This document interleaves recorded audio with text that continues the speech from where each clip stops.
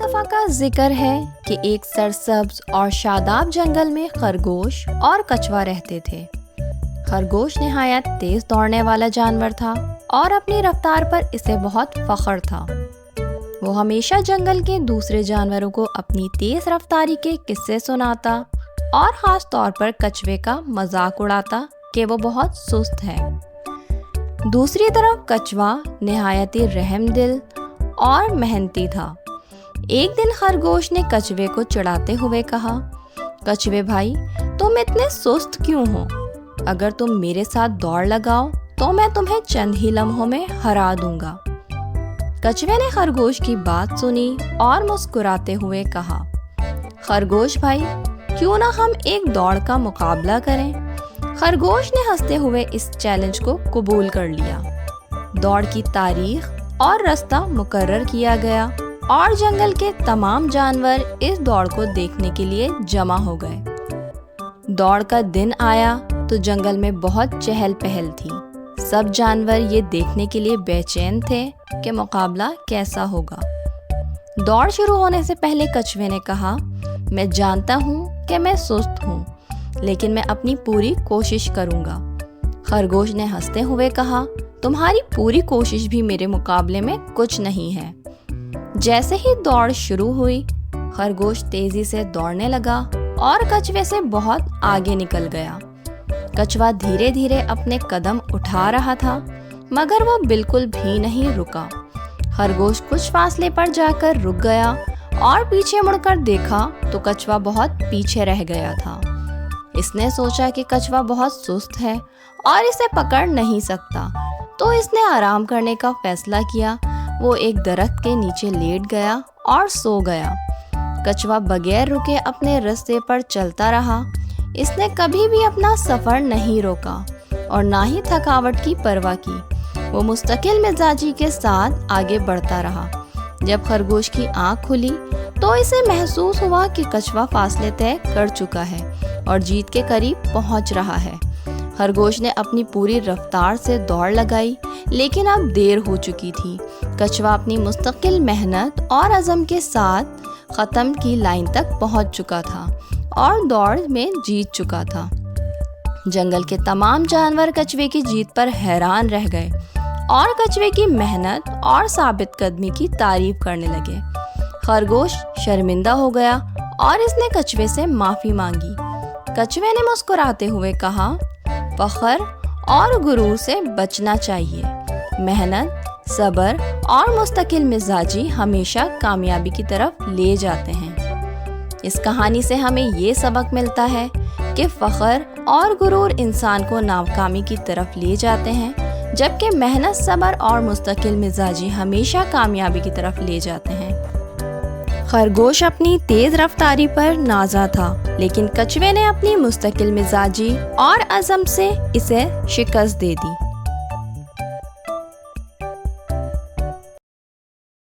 ایک دفعہ کا ذکر ہے کہ ایک ٹوپی والا جو شہروں اور دیہاتوں میں جا کر ٹوپیاں بیچتا تھا، وہ اپنی ٹوکری میں رنگ برنگی ٹوپیاں رکھتا اور لوگوں کو فروخت کرتا۔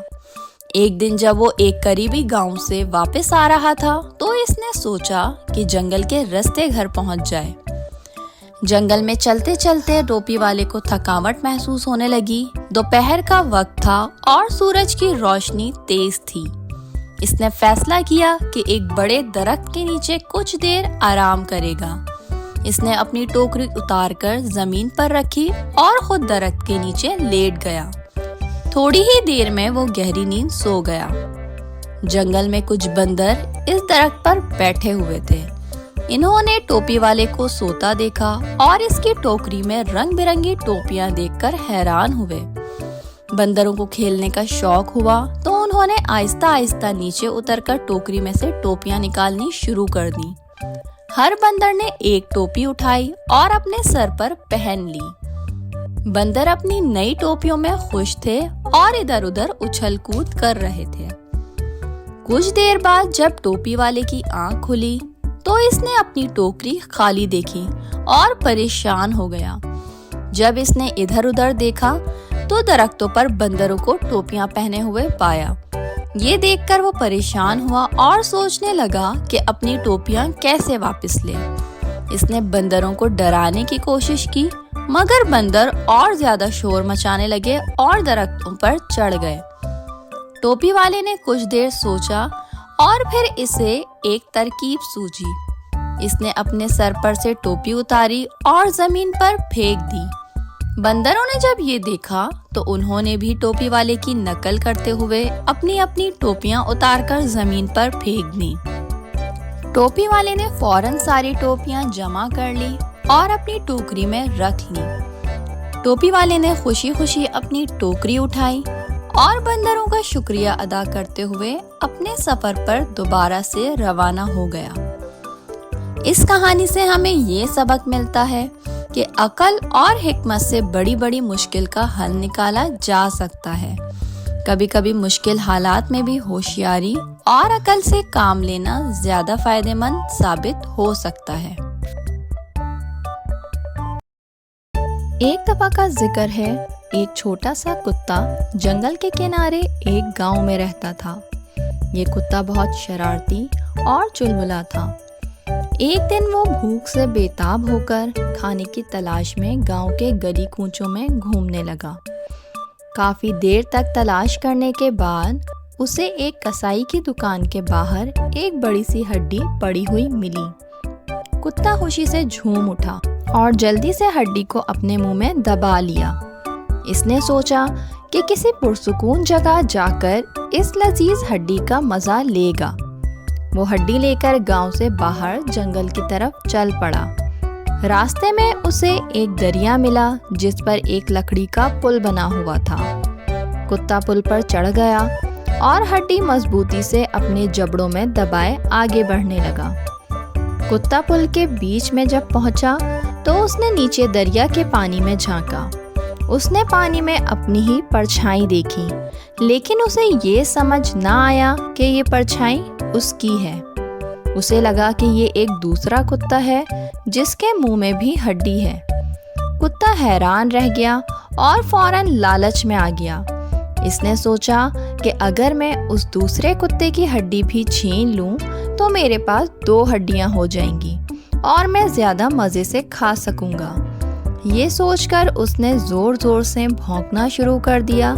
جیسے ہی اس نے بھونکنے کے لیے منہ کھولا تو اس کی اپنی ہڈی اس کے منہ سے نکل کر دریا میں گر گئی اور پانی میں ڈوب گئی۔ کتے کو اپنی غلطی کا فوراً احساس ہوا۔ اس نے اپنی لالچ کی وجہ سے اپنی ہڈی کھو دی تھی۔ اب اس کے پاس کچھ بھی نہیں بچا تھا۔ وہ بہت افسوس سے نیچے دریا کی طرف دیکھنے لگا، مگر اب کچھ بھی نہیں ہو سکتا تھا۔ کتا واپس جنگل کی طرف مایوسی کے عالم میں چل پڑا۔ راستے میں وہ یہ سوچتا رہا کہ لالچ کی وجہ سے اس نے اپنی قیمتی ہڈی کھو دی۔ اس نے اپنے دل میں طے کر لیا تھا کہ وہ آئندہ کبھی بھی لالچ نہیں کرے گا۔ اس کہانی سے ہمیں یہ سبق ملتا ہے کہ لالچ بری بلا ہے اور لالچ کی وجہ سے ہمیں ہمیشہ نقصان اٹھانا پڑتا ہے۔ اس لیے ہمیں لالچ نہیں کرنی چاہیے اور جو کچھ ہمارے پاس ہے اس پر صبر اور شکر کرنا چاہیے۔ ایک سرسبز جھیل کے کنارے ایک خوشحال مینڈک رہتا تھا۔ وہ دن بھر جھیل کے صاف پانی میں تیرتا، مچھر اور کیڑے مکوڑے پکڑتا اور رات کو کنارے پر بیٹھ کر ٹر ٹر کرتا تھا۔ جھیل کے ارد گرد بلند درخت اور گھنے پودے تھے جو اسے محفوظ اور پرسکون جگہ فراہم کرتے تھے۔ ایک دن جھیل کے قریب ایک خوفناک سانپ آ گیا۔ یہ سانپ نہایت بھوکا تھا اور اپنی خوراک کی تلاش میں تھا۔ اس نے جھیل کے کنارے بیٹھے مینڈک کو دیکھا اور فوراً اسے پکڑنے کا ارادہ کیا۔ سانپ نے آہستہ آہستہ مینڈک کی طرف رینگنا شروع کیا تاکہ اسے پکڑ سکے۔ مینڈک نے سانپ کو اپنی طرف آتے دیکھا اور فوراً اس کی نیت بھانپ لی۔ اس نے سوچا کہ اگر میں نے ابھی کچھ نہ کیا تو میری جان خطرے میں ہے۔ اس نے اپنی حاضر دماغی کا استعمال کرتے ہوئے ایک منصوبہ بنایا۔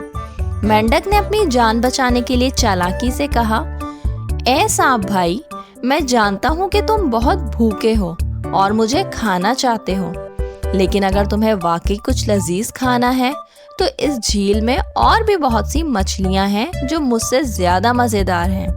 سانپ نے حیران ہو کر پوچھا، کہاں ہیں وہ مچھلیاں؟ مجھے دکھاؤ۔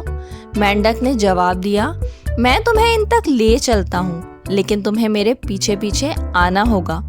سانپ نے مینڈک کی بات پر یقین کیا اور اس کے پیچھے چلنے لگا۔ مینڈک نے سانپ کو جھیل کے اس حصے میں لے جانے کا منصوبہ بنایا جہاں پانی بہت گہرا اور پودے زیادہ گھنے تھے۔ جب وہ جھیل کے گہرے حصے کے قریب پہنچے تو مینڈک نے اچانک پانی میں چھلانگ لگا دی اور تیزی سے گہرے پانی میں تیرنے لگا۔ سانپ نے بھی مینڈک کا پیچھا کرتے ہوئے چھلانگ لگائی، مگر اسے تیراکی کا زیادہ تجربہ نہیں تھا۔ پانی میں جاتے ہی سانپ نے محسوس کیا کہ وہ مشکل میں ہے۔ گہرے پانی میں اس کی حرکت محدود ہو گئی اور وہ تیراکی میں پریشانی محسوس کرنے لگا۔ مینڈک نے دیکھا کہ اس کا منصوبہ کامیاب ہو گیا ہے اور سانپ مشکل میں پڑ گیا ہے۔ سانپ نے پانی سے نکلنے کی کوشش کی، مگر گہرائی اور گھنے پودوں کی وجہ سے وہ جھیل سے باہر نکلنے میں ناکام رہا۔ بالآخر سانپ کی طاقت جواب دے گئی اور وہ پانی میں ڈوب کر مر گیا۔ مینڈک نے چالاکی اور ہوش و حواس سے اپنی جان بچا لی اور واپس اپنی جھیل میں خوشی سے رہنے لگا۔ اس نے اس تجربے سے سبق سیکھا کہ کبھی بھی کسی خطرے کو نظر انداز نہیں کرنا چاہیے اور ہمیشہ عقل مندی سے کام لینا چاہیے۔ اس کہانی سے ہمیں یہ سبق ملتا ہے کہ مشکل حالات میں بھی ہوش و حواس قائم رکھنے چاہیے اور عقل اور دانش سے کام لینا چاہیے۔ چالاکی اور حاضر دماغی سے بڑی مشکل بھی آسانی سے حل کی جا سکتی ہے۔ ایک خوبصورت جنگل میں ایک چالاک لومڑی رہتی تھی۔ ایک دن لومڑی بہت بھوکی تھی۔ وہ کھانے کی تلاش میں جنگل میں ادھر ادھر گھوم رہی تھی۔ بھوک سے بے حال لومڑی ہر طرف کھانے کو کچھ تلاش کرتی رہی، مگر اسے کھانے کو کچھ بھی نہ ملا۔ جب اس کی بھوک اور زیادہ بڑھ گئی تو وہ پریشان ہو کر چلنے لگی۔ چلتے چلتے اچانک اس کی نظر ایک انگور کے باغ پر پڑی۔ باغ میں انگور کے بڑے بڑے خوشے لٹک رہے تھے اور وہ بہت ہی رسیلے اور میٹھے دکھائی دے رہے تھے۔ انگوروں کی خوشبو نے لومڑی کو اپنی طرف کھینچ لیا۔ اس کے منہ میں پانی بھر آیا اور اس نے سوچا، یہ انگور کتنے مزیدار لگ رہے ہیں، اگر میں انہیں کھا لوں تو میری بھوک مٹ جائے گی۔ لومڑی نے جلدی سے انگور کے خوشے تک پہنچنے کی کوشش کی۔ اس نے پہلے چھلانگ لگائی، مگر انگور اس کی پہنچ سے باہر تھے۔ وہ مایوس نہ ہوئی اور سوچا کہ شاید وہ اتنی زور سے چھلانگ نہیں لگا سکی۔ اس نے دوبارہ چھلانگ لگائی، مگر پھر بھی انگور تک پہنچنے میں ناکام رہی۔ اب لومڑی نے پورے زور سے تیسری بار چھلانگ لگائی، مگر وہ پھر بھی ناکام رہی۔ لومڑی نے سوچا کہ شاید اسے کسی اور طریقے سے انگور تک پہنچنے کی کوشش کرنی چاہیے۔ اس نے باغ کے ارد گرد گھوم کر دیکھا کہ کوئی اور رستہ مل جائے، مگر ہر طرف سے انگور اونچائی پر ہی لٹک رہے تھے۔ اب کے لومڑی نے درخت پر چڑھنے کی کوشش کی تاکہ وہ انگور تک پہنچ سکے، مگر درخت پر چڑھنا بھی اس کے لیے ممکن نہ ہو سکا۔ اس نے کئی بار کوشش کی، مگر ہر بار ناکامی اس کا مقدر بنی رہی۔ کئی بار کوشش کرنے کے بعد جب وہ انگور تک نہیں پہنچ پائی تو وہ تھک ہار کر بیٹھ گئی۔ اس نے سوچا کہ شاید انگور اس کی قسمت میں نہیں ہے۔ وہ بہت ہی افسردہ ہو گئی۔ اس نے اپنی ناکامی کو قبول کرتے ہوئے خود سے کہا، یہ انگور تو کھٹے ہیں، انہیں کھانے کا کوئی فائدہ ہی نہیں۔ یہ کہہ کر لومڑی وہاں سے چل دی اور خود کو تسلی دینے کی کوشش کرتی رہی کہ شاید انگور ہی کھٹے ہیں۔ وہ چلتے چلتے اپنی بھوک بھولنے کی کوشش کرنے لگی، مگر اندر ہی اندر وہ جانتی تھی کہ اس نے اپنی پوری کوشش نہیں کی تھی اور اس نے ہار مان لی تھی۔ اس کہانی سے ہمیں یہ سبق ملتا ہے کہ ہمیں ان چیزوں کو برا نہیں کہنا چاہیے جو ہم حاصل نہ کر سکیں۔ ہمیں اپنی کمزوریوں کو قبول کرنا چاہیے اور محنت اور کوشش سے اپنی منزل تک پہنچنے کی کوشش کرنی چاہیے۔ ہار ماننے کی بجائے ہمیں ہر ناکامی سے سبق سیکھ کر آگے بڑھنا چاہیے۔